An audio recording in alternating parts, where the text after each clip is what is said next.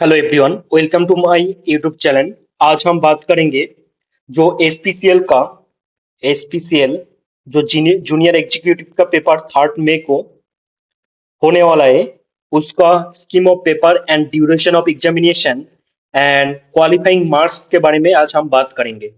तो आप देख सकते हैं exam paper like junior executive assistant, junior executive civil, mechanical, electrical, chemical, quality control, HR, fire and safety, and engineering, mechanical, electrical, civil, chemical engineer, office, finance, CA, CMA, MBA officer, HR officer, IS, junior executive, assistant officer, official language Hindi, implementation, इन सब का जो exam pattern है, exam pattern तो आप देख सकते हैं 85 MS MCQ होगा जनरल एप्टीट्यूड पार्ट से, और 85 टेक्निकल प्रोफेशनल नॉलेज। मतलब अगर आपका मैं अगर क्वालिटी कंट्रोल मतलब केमिस्ट का बात करूं, तो उसमें 85 क्वेश्चन आएगा केमिस्ट्री केमिस्ट्री से, और बाकी 85 जो एमसीक्यू होगा उसमें उसमें जनरल एप्टीट्यूड होगा। तो मार्क्स कितना होगा? जनरल एप्टीट्यूड जो एमसीक्यू क्वेश्चन है उसका 1 मार्क्स पर क्वेश्चन है, और टेक्निकल और प्रोफेशनल नॉलेज का जो एमसीक्यू होगा उसका 1 मार्क्स पर क्वेश्चन है, और नेगेटिव मार्किंग होगा 1/4 equal 0.25 marks will be deducted for every incorrect answer to MCQ, and total duration होगा 150 मिनट, 150 मिनट मतलब 2.5 आवर। तो अगर आप पीडब्ल्यूडी कैंडिडेट हो तो आपको एक्स्ट्रा 50 मिनट मिलेगा। तो टोटल 85 प्लस 85 170 मार्क्स का एग्जाम होगा। टाइम है 150 मिनट। आपको 150 मिनट में 170 क्वेश्चन करना है। ओके, अगर आप एचआर लीगल ऑफिसर के लिए फॉर्म भरे हैं तो इसके लिए अलग स्कीम ऑफ पेपर है। डिस्क्रिप्टिव टेक्निकल प्रोफेशनल नॉलेज होगा, drafting of legal document technical professional knowledge, 40 MCQ आएगा टेक्निकल प्रोफेशनल नॉलेज से, और 40 एमसीक्यू आएगा जनरल एप्टीट्यूड से।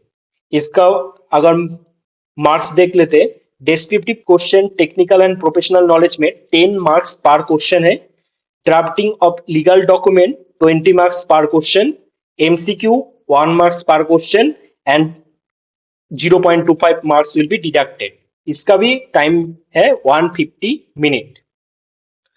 ओके, तो देख लेते हैं। General aptitude paper will be based on problems question on intellectual potential test, logical reasoning and data interpretation.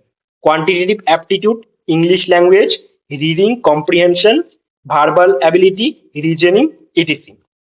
And जो technical and professional knowledge paper है, refer syllabus hosted on website. जो syllabus दे रखा है वेबसाइट में वो है आपका टेक्निकल और प्रोफेशनल नॉलेज का पेपर।